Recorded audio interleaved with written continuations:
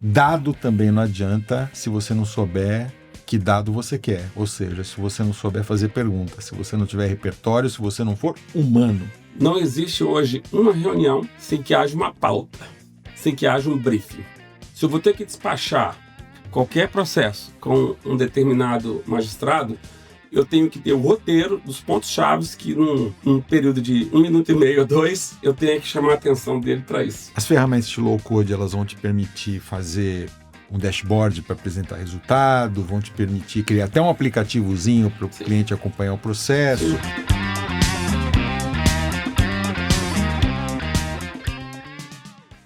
Foi aquele tempo que a gente chegava e quando falavam em tecnologia, te perguntavam assim, a primeira coisa que eu fiz foi olhar meu e-mail. Tinha até uma musiquinha, e-mail chegando. Depois você abre em rede social. Agora, eu acho que o advogado exponencial começa o dia dele de um jeito diferente, né, Alexandre? Eu sou Alexandre Seco, estou com o meu xará Alexandre Ateniense para falar do advogado exponencial. O Alexandre tem a iTech Legal, que é uma consultoria que tem ajudado escritórios e advogados a alavancar suas atividades, sua carreira, seu negócio, com o uso de inteligência artificial. Então, ele está mais do que vivendo esse dia a dia de advogados que estão se exponencializando com a ajuda de inteligência artificial. Quando a gente fala num dia na vida do advogado exponencial, é claro que não é um dia X. Enfim, é como poderia ser um dia no qual ele usasse todos os recursos que estão à disposição dele, como é que ele poderia ter esses recursos todos para facilitar essa vida. Segunda-feira, 8 da manhã, hora de chegar no escritório, como é que começa o dia? Eu acho que todo mundo começa o dia tentando gerenciar sua caixa de e-mails, né, para ver o que tem de mensagem que foi enviada no dia anterior, que não foi respondida, etc. e tal. Primeira dica, conecte o seu e-mail e o seu calendário num programa de inteligência artificial.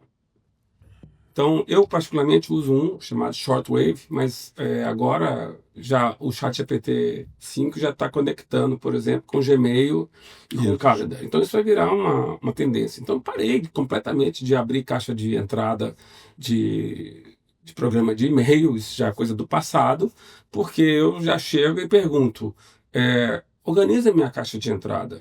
E aí ele começa a pesquisar, e olha, eu tenho muito e-mail por dia, eu posso falar que é mais de 100. E, consequentemente, ele já destaca o que é relevante, do que é não importante, e já me começa a fazer perguntas. Olha, isso aqui eu acho que você tem que fazer uma tarefa. Posso marcar como tarefa? Sim. Isso aqui eu acho que você tem que responder de tal forma, essa pessoa, e olha, o prazo é rápido. Posso redigir para você um e-mail para poder te ajudar a ganhar tempo e fazer com que as respostas saiam mais rápido? E assim vai. Olha, você recebeu uma lista de andamentos de processo. Já vou filtrar para você só aqueles que você tem que tomar atitude, tá? E aí ele passa para mim. Uma das coisas que também eu tinha muita dificuldade de acompanhar, porque eu também, como eu falei, eu sou muito curioso, estou sempre querendo, sou um ávido consumidor de conteúdo, é que eu assino, sei lá, mais de 35 newsletters na minha área de direito digital, de IA e tudo mais, e do Brasil e do mundo inteiro, fontes muito boas, e eu ficava frustrado, porque eu não conseguia ler todas as newsletters, né? Aí o que acontece? Eu criei um prompt, que esse programa ele vai em todas as newsletters, pode ser nem diário, pode ser semanalmente, que seja, e ele me traz todo o resumo daquilo que é mais relevante que saiu em todas essas newsletters. Então não tem que abrir e-mail de um a um. Eu já tenho essa informação, um clipping, né, que ele mesmo faz para mim, por relevância, porque ele mesmo identifica qual que é a fonte boa, qual que é a fonte mais ou menos, e, consequentemente, depois eu repasso esse conhecimento mentorando a minha equipe. Bom, 6 da manhã você estava na academia, 8 da manhã no escritório, 8h30 está informado, tarefas distribuídas, primeira reunião com o cliente. Bom, a gente tem um princípio de que quando o cliente levanta a mão para conversar com a gente, ele tem que demorar o menor tempo possível para estar na sala de reunião com consulta, seja presencial ou remoto.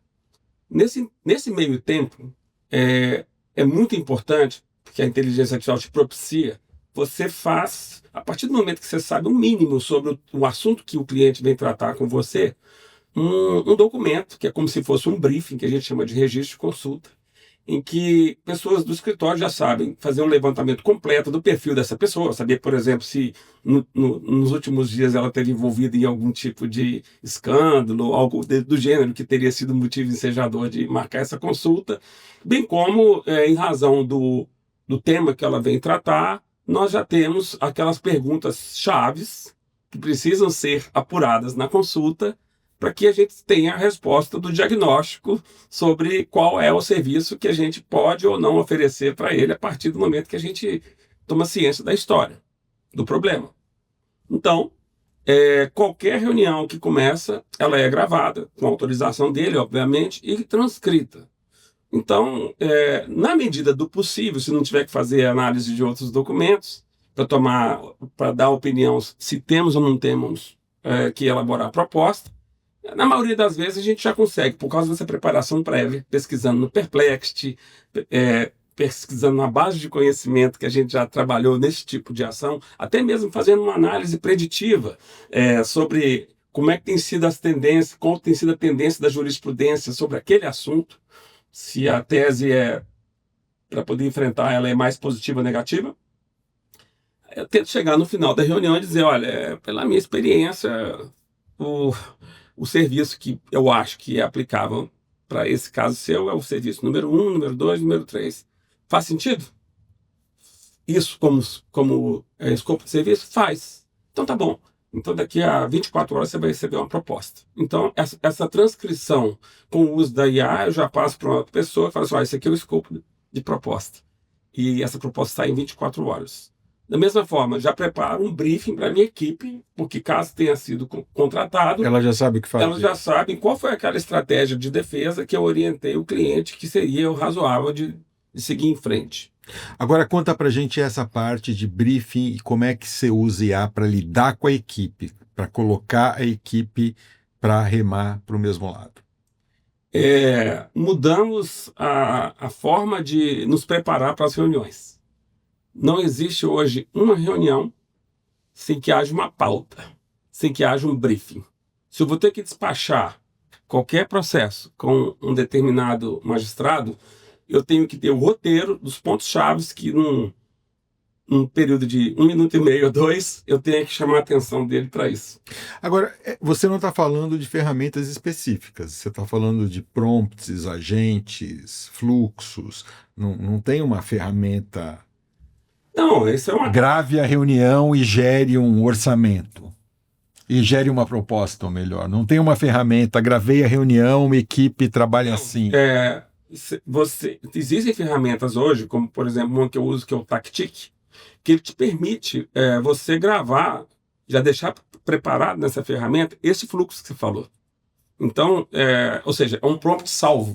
Mas a minha provocação é no sentido de que você não vai lá e assina a ferramenta e ela faz tudo isso. Não. Você precisa trabalhar para ela, você precisa dar as instruções para ela. Você precisa montar qual que é esse fluxo. Você precisa contar para ela como é que é o teu fluxo, porque o teu é diferente do E quais as perguntas certas que você vai querer que gere a partir daquele conteúdo de informação desestruturada que gerou na transcrição.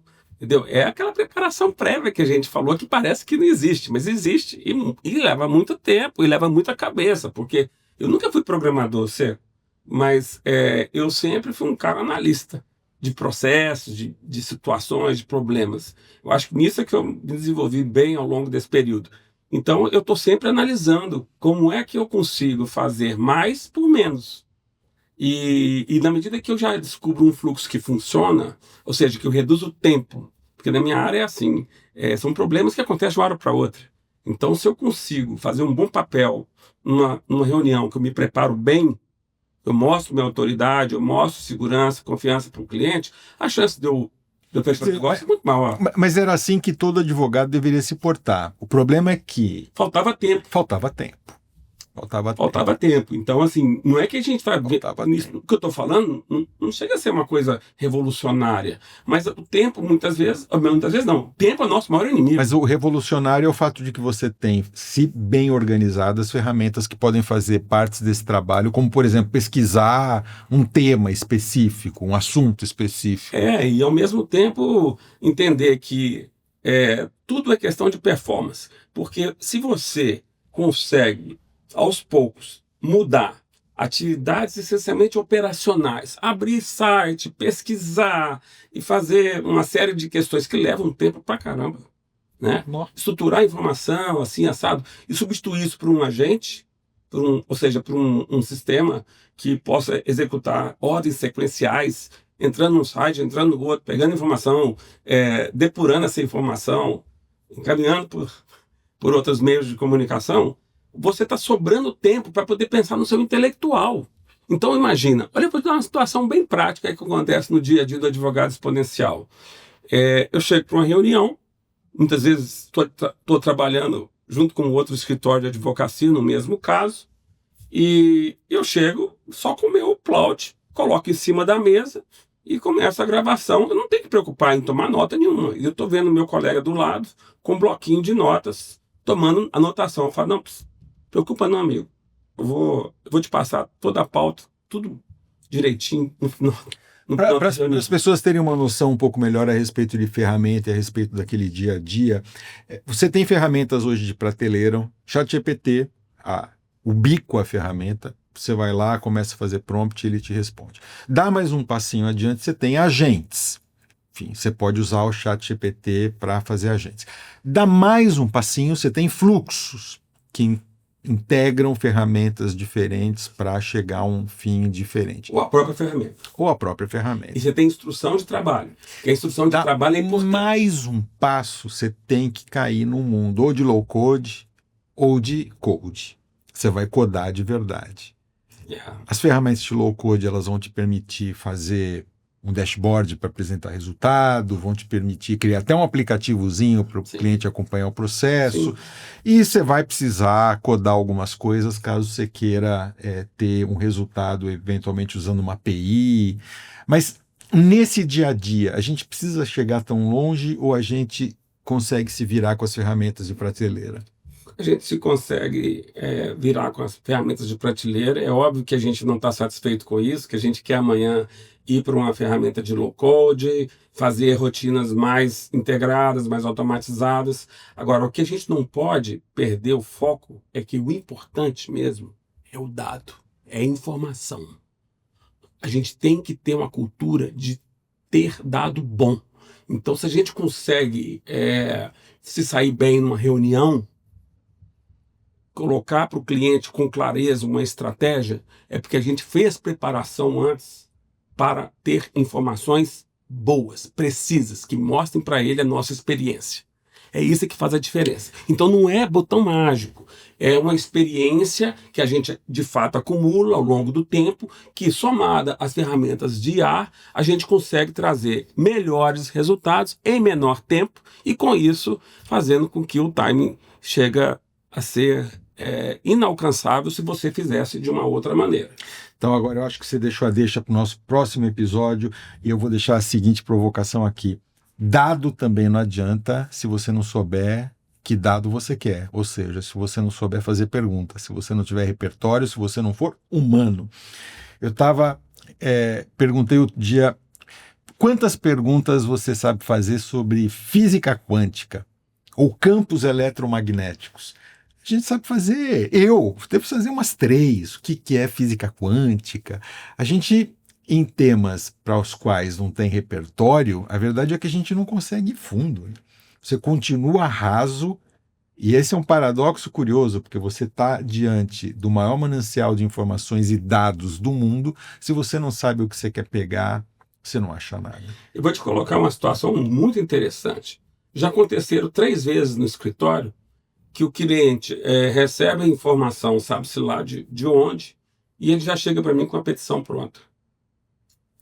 É a vingança dos médicos. Quantas vezes você não foi lá no teu dermatologista falando, doutor, é isso aqui que eu tenho, ou no seu gastro, falando, doutor, é esofagite classe A da escala de Los Angeles. Só que... É a vingança dos médicos. Só que... Porque a gente ia ao Google antes. Sim, Dr. Google. Só que nenhuma dessas estava perfeita. Por quê? Porque ele não tinha senso crítico, discernimento, conhecimento que só nós que acumulamos experiência temos para dizer que não é bem assim. Legal, você tomou essa iniciativa, fez lá, excelentíssimo, não sei o que e tal, já coloca. Sabe que ele pulou aquela etapa da revisão, entende? E aí que a gente tem que entrar para poder domar a narrativa numa situação como essa, falar assim, amigão, muito obrigado pela sua colaboração, já me ajudou bastante. Você me fez uma exposição fática aqui, fantástica, técnica. Aliás, senso crítico é fundamental. Vou fechar com uma história muito rápida que eu ouvi ontem de um médico relatando um caso que aconteceu num hospital aqui da Zona Sul de São Paulo. Um paciente entrou numa situação tal, discutiram o caso, o residente com o professor, e prescreveram um tratamento tal. A família, indignadíssima, não aceitou, foi ao ChatGPT, que recomendou um tratamento diferente. Fizeram um escândalo, fizeram uma confusão, chamaram a polícia. A polícia levou o residente preso. Que loucura. Olha em que ponto a gente está. Mas, enfim, estamos encerrando mais esse episódio sobre o advogado exponencial, acabando aqui, concluindo que bom senso, o fator humano, repertório, tudo não pode faltar, né? Inteligência humana aplicada à inteligência artificial te leva mais longe do que só uma e só outra hoje. Acho que esse é o recado. Inteligência humana tem sempre a palavra final. Vamos falar sobre isso em seguida? Vamos lá, obrigado.